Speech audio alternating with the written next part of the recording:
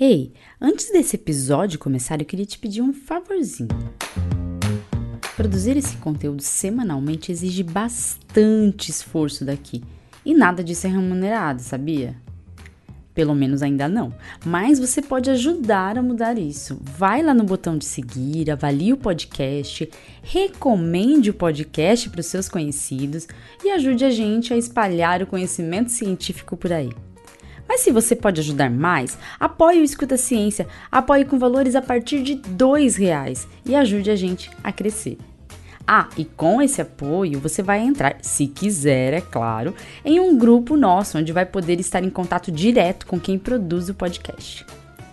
Para você apoiar o podcast, basta entrar no www.apoia.se/Escuta Ciência Podcast.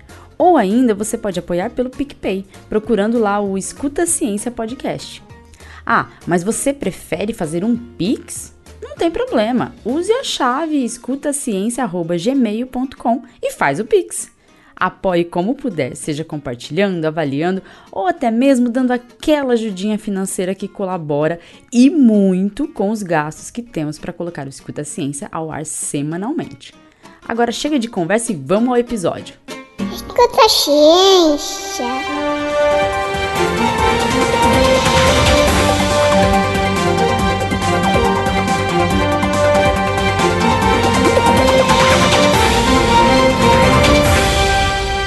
Chegou a hora de exaltar a ciência brasileira e reconhecer as descobertas científicas que mudam o nosso dia a dia. Sim, a ciência também serve para isso, para trazer soluções para os problemas da nossa vida em sociedade. É por meio do conhecimento científico que a nossa humanidade evoluiu. Para a gente entender por que precisamos da ciência, a gente precisa conhecer o que os cientistas estão fazendo. Para você não cair no conto de que as universidades brasileiras e os cientistas não produzem nada, todo mês teremos um giro de notícias falando das descobertas dos cientistas brasileiros. Eu sou Letícia Sarturi, sou mestre em imunologia e doutora em biociências e fisiopatologia e esse é o Escuta Ciência.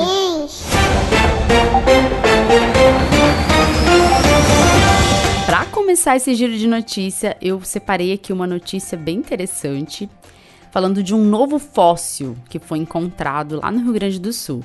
Esse novo fóssil evidenciou a complexidade de classificar a linhagem dos silesaurídeos. Nossa, nem eu nem você sabemos o que é silesaurídeos, né? Porque a gente não estuda isso. Mas você vai conhecer um pouquinho, porque eu dei uma estudada aqui na notícia para te passar isso. Esse conjunto de fósseis foi encontrado lá no Rio Grande do Sul. Lá existe, então, um conjunto de pesquisadores do Brasil e dos Estados Unidos que estão investigando e pesquisando novos fósseis, né? E foi encontrado em 2014 no sítio chamado Ualdsanga, no Rio Grande do Sul. Esses pesquisadores, então, encontraram esses ossos, e esses ossos correspondem a mais de um indivíduo. E isso pode gerar alguma incerteza sobre a que tipo de espécie que esses indivíduos pertencem, né? Porque as evidências indicam que eles pertencem aos silesaurídeos. E a partir dessas evidências, então, eles estão classificando o animal como silesaurídeo. Ele é o quarto silesaurídeo encontrado no Brasil, o segundo da idade carniana, que é entre 237 milhões e 227 milhões de anos atrás. Ele é conhecido pela sigla UFSM 11579, porque ele está depositado no Laboratório de Estratigrafia e Paleobiologia da Universidade Federal de Santa Maria. Uma coisa, então, interessante a respeito desses ossos é porque as características da espécime têm uma característica de não ser dinossauros, né? Os pesquisadores estão estudando ainda isso. O pesquisador principal, o primeiro autor do estudo, fala que quando eles inserem as características do espécime em diversas filogenias, que são as histórias evolutivas do grupo, ele manteve-se em aberto se os silesaurídeos eram dinossauros ou parentes próximos dos dinossauros. E as evidências anatômicas, de qualquer forma, né, e as filogenéticas validam esses novos achados como pertencentes à linhagem dos silesaurídeos, que não são, ainda que não sejam nomeados como uma nova espécie, né. E o que é interessante também é que uma das diferenças, para diferenciar se é um silesaurídeo, e é uma diferença com os dinossauros, é a questão dos dentes. Olha só que interessante. Num estudo que foi publicado em 2021, os pesquisadores se aprofundaram na compreensão dessa arcada dentária, da inserção dos dentes, né? Quando eles analisaram os dentes de 4 espécies, incluindo espécimes do fóssil que a gente está falando agora, né, desse tipo de fóssil, de silesaurídeo, o grupo observou que a implantação dentária dos silesaurídeos era fusionada no osso e não tinha uma camada de ligamento, né, um tecido mole entre o osso alveolar e o dente, como tem nos dinossauros e também nos crocodilos atuais. Porém, ao mesmo tempo, alguns dos dentes tinham uma configuração mais próxima dos dinossauros e dos crocodilos, como se os silesaurídeos estivessem evolutivamente indo nessa direção, representando um estágio intermediário entre a condição ancestral, dentes fusionados, né, e a condição derivada, que são os dentes sustentados por ligamentos. Olha só que interessante, isso ajuda a gente a entender essa evolução, né, é um estudo que pode ajudar no entendimento, na compreensão dessa evolução a partir dessa configuração vista nos dentes. E eles precisam, então, de mais estudos para classificar e entender, né, de fato, se os silesaurídeos são dinossauros ou se eles são outro tipo de espécie, né? Para os pesquisadores, né, a gente precisa de mais informação, porque só essa informação da implantação dentária não é suficiente para diferenciar os silesaurídeos de outros dinossauriformes. Mas esse tipo de informação afasta um pouco mais os dinossauros, tornando mais provável que seja uma linhagem de animais muito próxima, mas não integrante dos dinossauros. Olha só que interessante o estudo. Tem pesquisador brasileiro estudando muito. E aqui vou deixar no episódio todos os links para você ler a notícia, para você ler os artigos, se você quiser, porque a gente tem que ali exaltar de fato a ciência brasileira, que está produzindo e produzindo muito. Agora a gente vai para uma outra notícia bem interessante de um outro estudo conduzido também por pesquisadores brasileiros. Uma nova metodologia irá facilitar a identificação de mercúrio em animais e pessoas na Amazônia. Pesquisadores da Unesp, né, acabaram descobrindo ali uma forma, estão estudando uma forma da gente ter biomarcadores para que a gente possa identificar a contaminação em organismos, não só em nós humanos, mas também como nos animais. Por exemplo, tem um estudo da Fiocruz que mostra que 1/5 dos peixes consumidos nas grandes cidades amazônicas apresenta níveis de metal de mercúrio, né, por exemplo, superiores aos limites estabelecidos pela Organização Mundial de Saúde. Ou seja, a gente está correndo risco e a gente sabe que a intervenção humana lá na Amazônia e também em outras regiões tem feito com que a gente tivesse muitos danos para a nossa saúde, né? Mas especificamente para populações ribeirinhas, a intoxicação por mercúrio é muito grave e tem afetado não somente as pessoas que vivem na região, mas também afetam a fauna da região, né? E ficando também, por exemplo, com os peixes contaminados, as pessoas também acabam sendo, de certa forma, quando ingerem esse peixe, contaminadas também, né? E o que essa pesquisa fez, então, diante dessa presença do mercúrio cada vez mais evidenciada na região, por causa do garimpo, né? E a gente sabe que nos últimos anos a gente teve o garimpo ilegal, mas também tem outras coisas acontecendo, né? Tem construção de usina hidrelétrica. Isso tudo acaba fazendo com que a gente tenha uma intervenção humana mais profunda na região amazônica. E a quantidade de mercúrio está crescendo nessa região, principalmente afetando aí os ecossistemas e podendo pôr em risco a nossa saúde também. Por conta disso, os pesquisadores resolveram tentar desenvolver um método para que a gente possa avaliar o nível de contaminação do mercúrio. A técnica, ela é uma técnica baseada em uma integração entre os métodos de bioquímica e os métodos da própria química. E essas técnicas que estão sendo estudadas buscam identificar biomarcadores, ou seja, moléculas do nosso próprio organismo que possam ser afetadas de alguma forma pela presença de um metal como o mercúrio, e dessa forma a gente consiga identificar que houve uma contaminação. Só para ficar claro, essa técnica ela é baseada em metaloproteômica, ou seja, ela vai unir a referência aos metais, metalo, e a proteômica, que identifica conjuntos de proteínas. Então, a partir dessa técnica, a gente vai ver vamos dizer assim, as proteínas que estão se ligando a metais e avaliar de alguma forma como que essas proteínas estão sendo afetadas.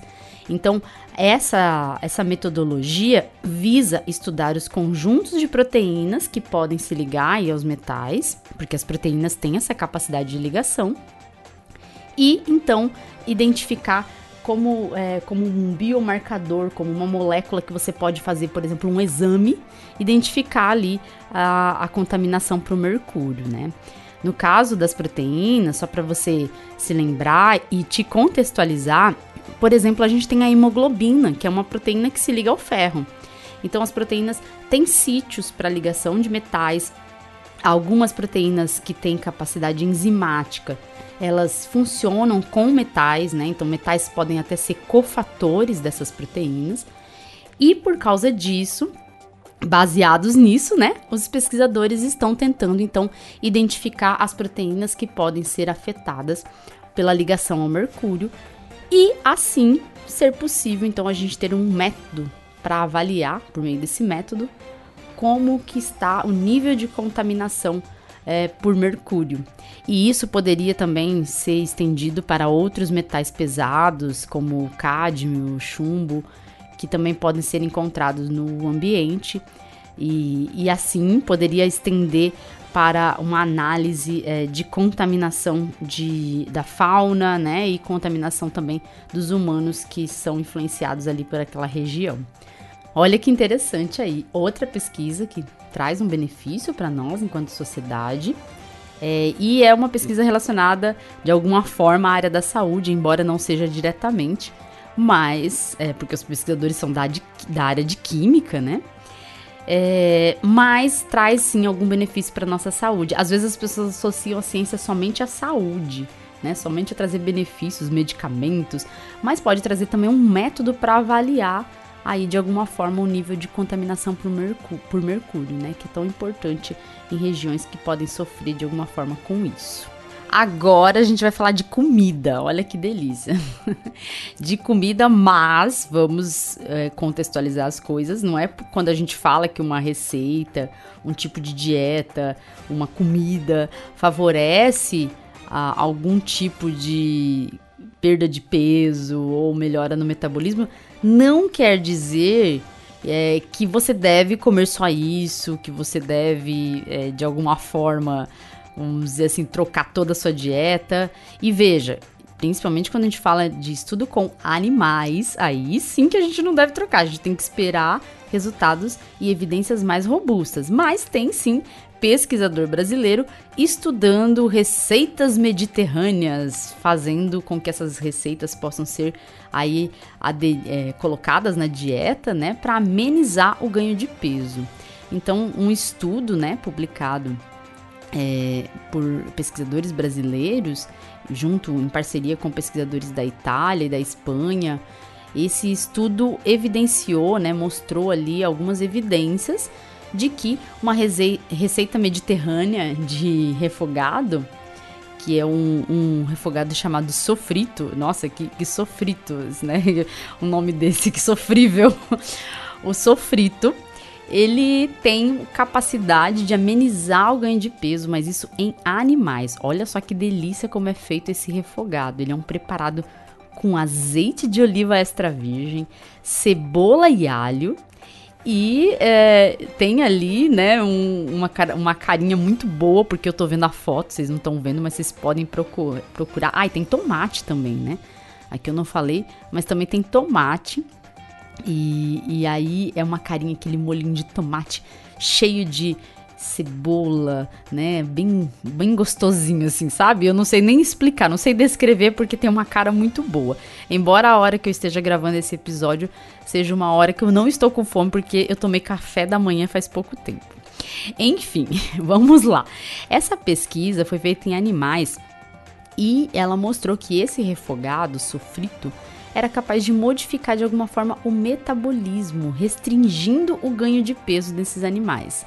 Essa pesquisa acabou complementando estudos anteriores, né, do grupo e estudos que vêm mostrando que esse sofrito poderia diminuir alguma característica de propensão à obesidade, como se fosse um suplemento, na verdade, né? O sofrito usado como um suplemento. Não é pra viver só de sofrito, tá, gente? Pelo amor de Deus. Porque aí é muito sofrível viver só de sofrito. É bom pra comer de vez em quando. Enfim, essa pesquisa, então, para eles conduzirem essa pesquisa, eles fizeram uma análise dos metabólitos encontrados nesses animais e também analisaram a expressão gênica no plasma sanguíneo, no fígado e no tecido adiposo desses animais que foram testados. Os pesquisadores, eles avaliaram 4 grupos de animais, sendo que a metade era composta por animais normopeso, né, que são animais com o peso considerado ideal, e a outra com propensão à obesidade. Eles estudaram por um período de 8 semanas, e nesse período, um grupo com propensão à obesidade e o outro normopeso receberam uma dieta com suplementação de sofrito. E os outros grupos receberam a mesma dieta, mas sem o sofrito, tá? Nessa dieta aí, da quantidade total de ração, 2% era sofrito, que é um percentual que corresponde à ingestão média de tomate pela população espanhola. Então, foi baseado nisso. E aí, por meio da análise do metabolismo, a metabolômica, que a gente chama, eles foram capazes ali de analisar quais as reações químicas que acontecem no organismo, no metabolismo dos animais, frente a essa dieta. E eles identificaram, por exemplo, no fígado dos animais, o butanodiol. E a hipótese para explicar esses efeitos, então, seria de que nos animais, né, que ingeriram refogado, isso, tá? O sofrito. A hipótese seria que esse butanodiol, ele é um precursor de corpos cetônicos, que são substâncias que estão relacionadas ao metabolismo energético. E veja, o que eles analisaram também, por exemplo, no tecido adiposo, evidencia que houve também um favorecimento da oxidação de lipídios, ou seja, do gasto de gorduras, né? Os lipídios são as gorduras. Então, foi analisado de que esses animais, então, tinham uma menor propensão a ter obesidade, a ganhar peso, por conta da ativação desse metabolismo energético, da oxidação de lipídios, que poderia, então, diminuir a chance de ganho de peso. E isso é bem legal, né? Porque, assim, a gente tá falando da alimentação, né? Um suplemento alimentar, mas é uma comida, um prato, vamos dizer assim, que poderia diminuir essa chance de ganho de peso. É claro que isso pode repercutir não somente para esse prato ser incorporado às dietas, mas também para os alimentos que compõem o prato fazerem parte da nossa dieta, né? A gente precisa desses alimentos para favorecer, então, também esse processo aí de menor ganho de peso. E isso seria essencialmente importante para as pessoas que têm algum tipo de propensão maior à obesidade, né? Que tem fatores de risco também associados.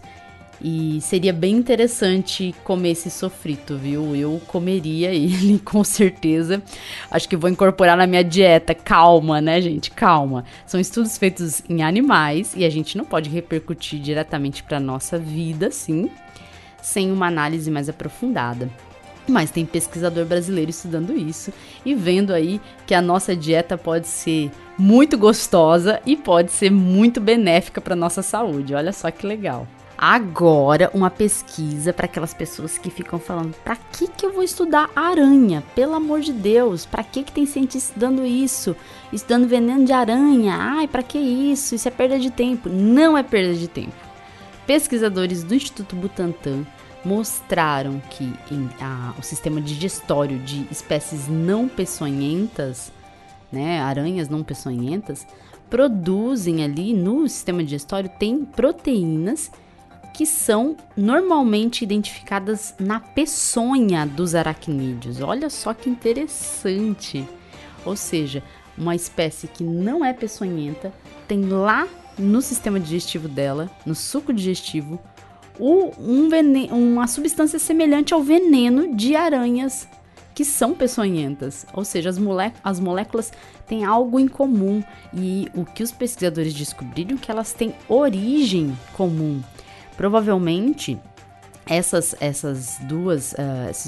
dois tipos de substâncias encontradas, né, uma na peçonha e outra ali no sistema digestivo, podem ter uma origem evolutiva comum.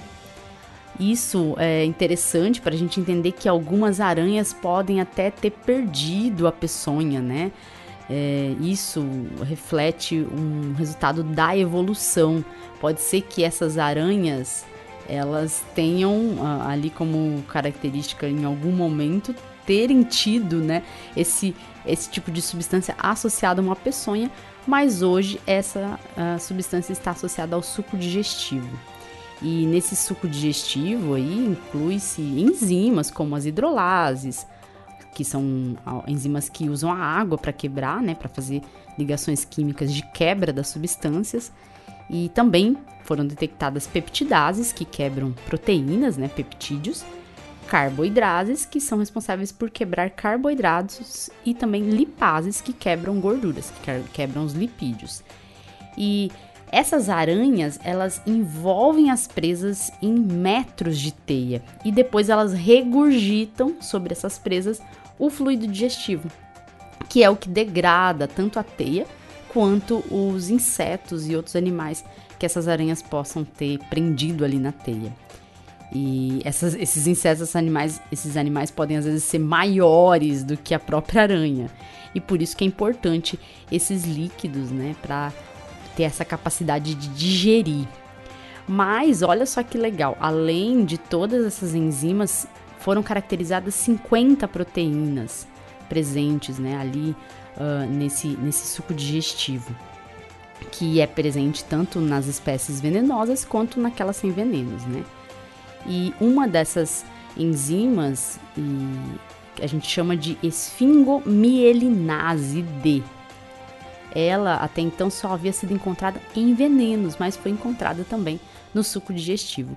E isso é lógico que tem repercussão para nossa vida, porque essas substâncias têm um potencial anticoagulante. Em outro estudo que foi publicado pelo grupo Butantan, do grupo do Butantan, né, a gente tem ali substâncias que podem inibir a atividade de serinopeptidases, que são enzimas importantes nos processos fisiológicos humanos, né? E aí a gente descobre que algumas dessas substâncias podem ali abrir um caminho para novos agentes anticoagulantes, que podem ser usados aí tanto em fármacos, né, em medicamentos, quanto em cosméticos. E por isso é importante estudar essas substâncias, porque essas substâncias também podem trazer ali pra gente não só o conhecimento, né, a respeito da origem evolutiva, que é importante também, mas também podem trazer aí algum conhecimento a respeito de novos anticoagulantes que poderiam ser usados para cuidar da saúde humana. Ou seja, nós temos aí um conhecimento associado a origem evolutiva desses aracnídeos, mas a gente também pode ter ali um conhecimento que pode repercutir até mesmo para cuidados de saúde. É a pesquisa brasileira trazendo aí muita coisa importante e muitas soluções para o nosso dia a dia. Agora uma notícia muito importante para quem é diabético, para quem conhece alguém que é diabético. Enfim, mas é importante para nós enquanto sociedade, né? Porque a gente preza pelo bem-estar comum, pelo bem-estar de todos. Alguns cientistas da Unesp e da Unifesp produziram um hidrogel que melhora a cicatrização de feridas diabéticas. Olha só que legal! E detalhe, tá? Primeira notícia melhor é que esse hidrogel tem baixo custo na produção e ele tem uma ação anti-inflamatória, o que poderia melhorar, né, e tratar não só ali as feridas de diabéticos, mas também feridas crônicas, né? Para você entender bem esses resultados, eu preciso te explicar uma coisa bem tranquila, assim, sobre inflamação e sobre como as lesões se cicatrizam, né? Depois que tem um processo inflamatório, uma lesão, o sangramento que ocorre no tecido, ele é controlado pela agregação plaquetária. As plaquetas, então, meio que grudam ali, né? E acabam fazendo um tampão hemostático. A gente chama isso de tampão hemostático. E depois disso, essas plaquetas acabam dando um suporte para a coagulação acontecer em cima delas ali. E também, a partir dali, a gente tem a deposição de colágeno, a remodelação do tecido, né? E esse tecido começa, vamos dizer assim, a ser de alguma forma regenerado pelo colágeno. E também se formam novos vasos sanguíneos na região. Só que em quem é diabético, esse processo acaba sendo complicado. A hiperglicemia, né, que é o excesso de glicose, a elevação, melhor dizendo, da glicose no sangue, ela acaba aumentando algumas produções, algumas substâncias, aliás, de espécies derivadas do oxigênio, que são oxidantes. E isso afeta a cicatrização normal, assim como piora, vamos dizer assim, a resposta inflamatória. Leva a uma resposta inflamatória exacerbada, que é comum ali nos diabéticos. E isso tudo vai repercutir, lógico, com a cicatrização prejudicada, a gente ter também um processo de formação de vasos sanguíneos prejudicado. E isso é essencial dentro de um contexto aí que a gente está falando de uma cicatrização, né? Preciso tirar, vamos dizer assim, diminuir o processo inflamatório para que se tenha o processo de cicatrização acontecendo, formando novos vasos sanguíneos. E os hidrogéis que a gente está comentando aqui são hidrogéis biológicos, né? O hidrogel é um hidrogel biológico, porque ele tem substâncias ali que podem favorecer vamos dizer assim, um microambiente de cicatrização. Nesse processo, nesse hidrogel, a gente pode acelerar o processo de cicatrização de feridas. Primeiro por causa de um ambiente úmido e estéril, que o hidrogel acaba proporcionando, mas também porque nesse hidrogel que a gente está falando, dos pesquisadores brasileiros, a fórmula contém a proteína anexina A1, que regula a inflamação e a proliferação celular. E como a gente tem esse conhecimento a respeito da função dessa proteína, o fato dela estar presente ali pode modular de alguma forma esse microambiente e favorecer a regeneração do tecido. O efeito, então, desse hidrogel teve que ser avaliado, lógico, e foi avaliado em camundongos. E esses camundongos ali tiveram um quadro semelhante a diabetes tipo 1, e o que foi observado nos animais foi uma diminuição das células inflamatórias 3 dias após a indução das lesões. E após 14 dias, as feridas já estavam completamente cicatrizadas. Só para vocês entenderem, para fazer essa comparação, os animais que não passaram por nenhum tratamento e que receberam a aplicação apenas do hidrogel apresentaram as características comuns da fase aguda da inflamação, com lesões mais intensas no 3º dia. O que as análises mostraram ali desse estudo foi que o tratamento promoveu essa melhora na regeneração tecidual porque promoveu a proliferação dos queratinócitos, que são as células que restauram ali a pele. Também tiveram ali uma redução dos macrófagos, que são células que são importantes para o processo de inflamação, mas elas têm ali, vamos dizer assim, um papel importante na resposta imune, né? São células fagocíticas, mas também tem vamos dizer assim, um papel importante até nesse processo de cicatrização. E também aumentaram, né? O uso do hidrogel aumentou o fator de crescimento endotelial vascular, que é o VEGF. Ou seja, ele ajudou a induzir o crescimento de novos vasos sanguíneos ali no tecido que foi lesado. E ainda há um estudo já junto, nesse estudo, lógico, há uma análise, melhor dizendo, por um ensaio de citotoxicidade in vitro, que viu que há uma biocompatibilidade do produto, ou seja, o produto é seguro. Ou seja, a gente tem um hidrogel produzido por brasileiros, que tem baixo custo para ser produzido, né? Forma um ambiente úmido ideal para cicatrização, favorece o processo de cicatrização, diminui a inflamação do tecido e favorece ali por meio dos mecanismos da cicatrização que são, vamos dizer assim, estimulados pela presença de substâncias como a anexina A1, que está presente no hidrogel. E é pesquisa brasileira, ou seja, a gente tem aí uma nova forma, né, um estudo que abre portas para o desenvolvimento de um novo, vamos dizer assim, uma inserção de novas terapias, né, no tratamento de feridas diabéticas. Ou seja, é a ciência brasileira trazendo mais uma vez soluções para a nossa vida. Cientistas brasileiros e cientistas brasileiras trabalham muito. Como você pode ver, trabalham muito. E não podia faltar uma notícia sobre Covid-19. Calma, gente, eu não vou falar que estão aumentando o número de casos e que quem não tomou a bivalente tem que tomar, porque isso eu tenho certeza que vocês já sabem. Todo mundo que escuta esse podcast tá ali alinhado com as notícias da ciência, pelo menos mais básicas, né? E todo mundo sabe que o número de casos voltou a aumentar, inclusive o número de hospitalizações. O que eu vou falar é de uma descoberta de pesquisadores do ICB da USP. Eles descobriram uma molécula. Na verdade, eles testaram, né, essa molécula e viram que essa molécula ela é eficaz para barrar a entrada do SARS-CoV-2 na célula e também em inibir a replicação viral. Os efeitos dessa molécula, a molécula é denominada calpeptina S. Os efeitos foram testados ali em vários tipos de células, né, em testes com hamsters, por exemplo.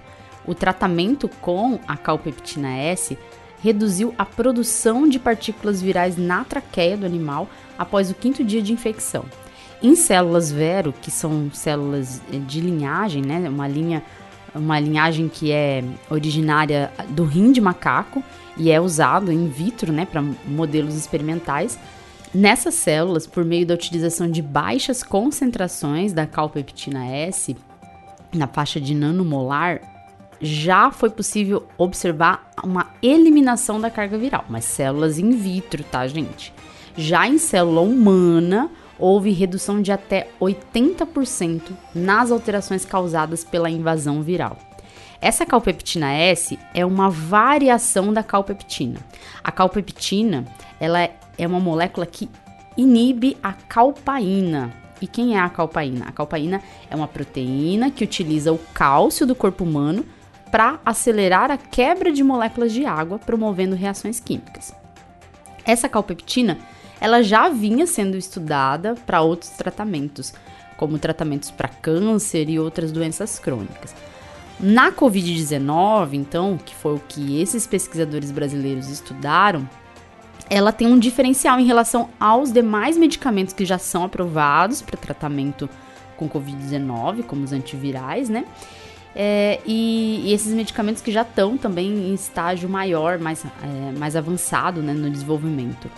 porque ela não só ataca a M-Pro, que é a proteína importante para a replicação do SARS-CoV-2. Ela também acaba atuando com mais intensidade na catepsina L, que é uma das formas de acesso do SARS-CoV-2 às células humanas, né? E por conta disso você consegue atacar ali as duas frentes, né? Tanto a replicação como a entrada, o acesso do SARS-CoV-2 às células. Essa catepsina L que a gente está falando é uma das proteases responsáveis pelo trabalho do lisossomo. O que o lisossomo faz? O lisossomo, ele é responsável pelo processo de digestão de moléculas que às vezes são fagocitadas pela célula, mas os lisossomos também podem fazer parte ali do processo de digestão da própria célula. Quando a célula está reciclando as suas organelas, ela faz meio que uma autodigestão, e aí os lisossomos entram em ação para esse processo de digestão. E só que no caso do SARS-CoV-2,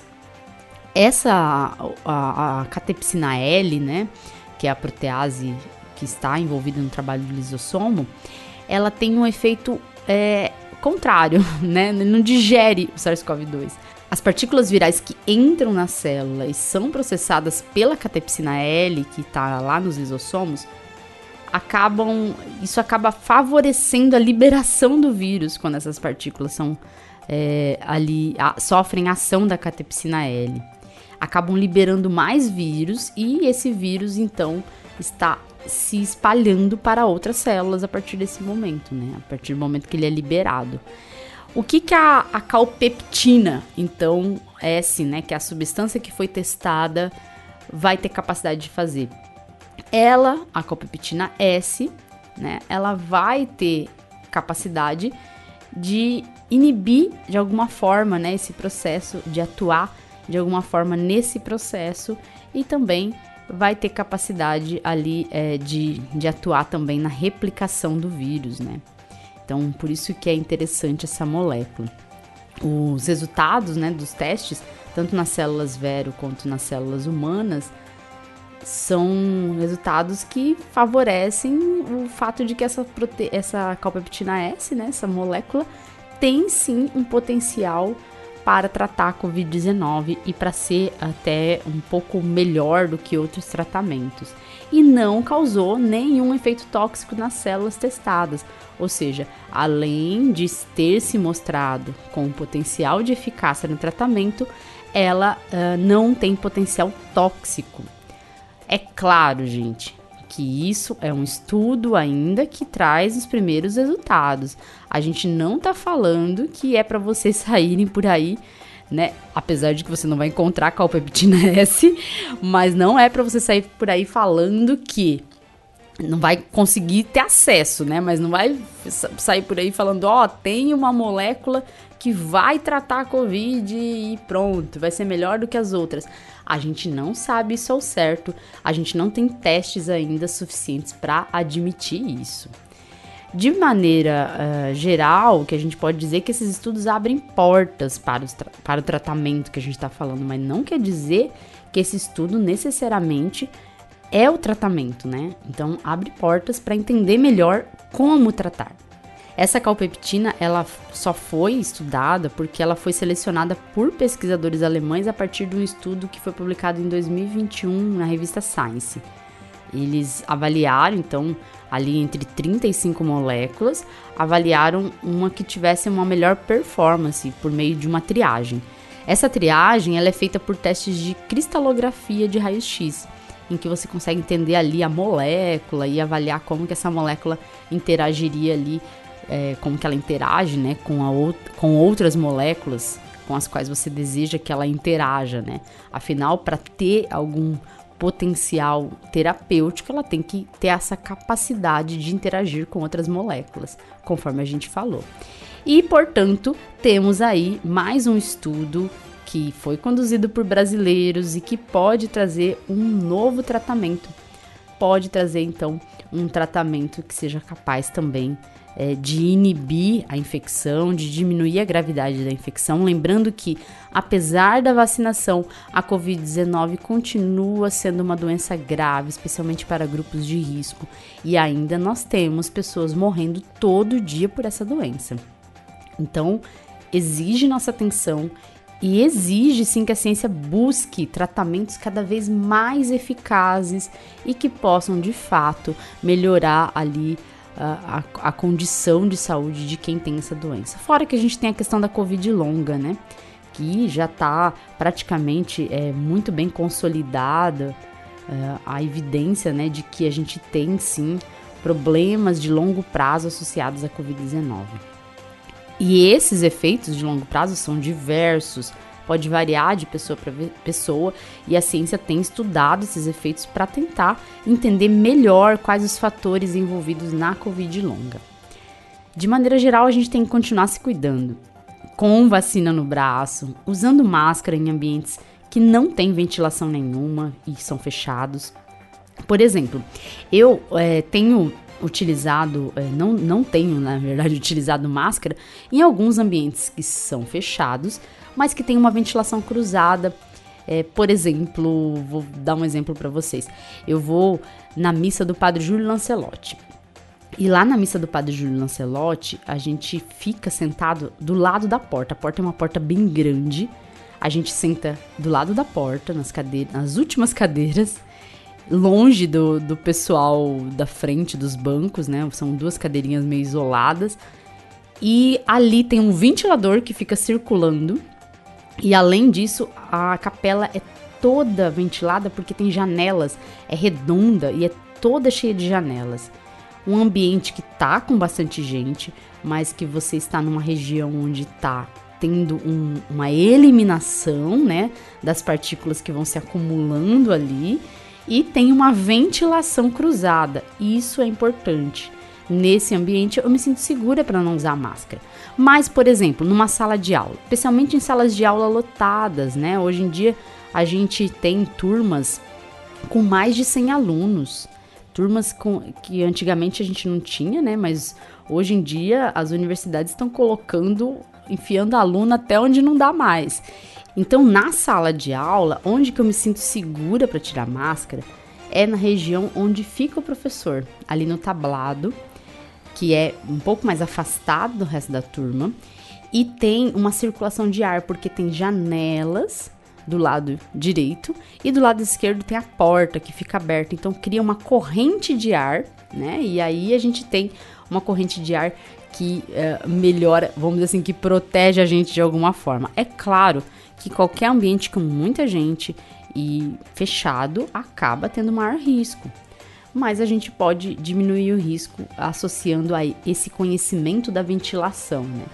E é claro que eu espero também que vocês sejam capazes de discernir os riscos. E quando a gente faz divulgação científica, o principal objetivo é esse, que cada um seja capaz de discernir o risco e que cada um possa entender ali como se proteger no dia a dia de uma doença como a Covid-19.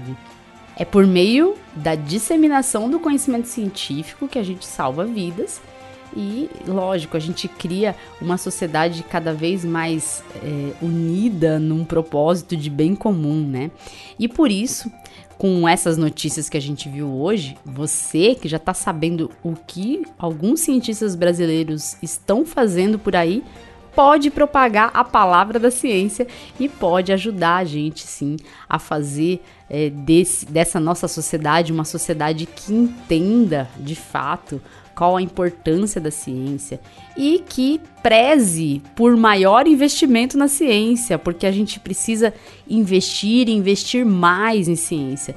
Fazer ciência custa caro, fazer ciência dá trabalho e os cientistas brasileiros estão trabalhando muito por aí, estão produzindo muito, estão descobrindo cada vez mais soluções para o nosso dia a dia e estão trazendo mais conhecimento para a humanidade por meio do trabalho aí na ciência. Eu espero que você tenha gostado aí de conhecer essas notícias e propague as notícias por aí. É sempre bom estar informado também de notícias que não são desastres, né? De notícias boas, a gente está precisando de notícias boas e temos aí muitas notícias boas e muitas notícias que mostram a importância da ciência brasileira para nossa sociedade. Espalhe a palavra da ciência. Escuta a ciência. Tchau, tchau e até o próximo episódio.